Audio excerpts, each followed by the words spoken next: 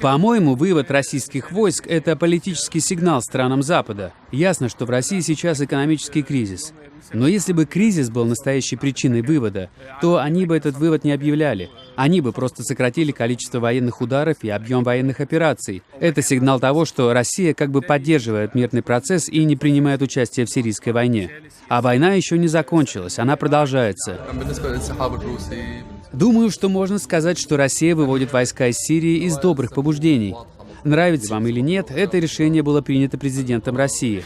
Возможно, российские операции завершились, потому что наступило перемирие.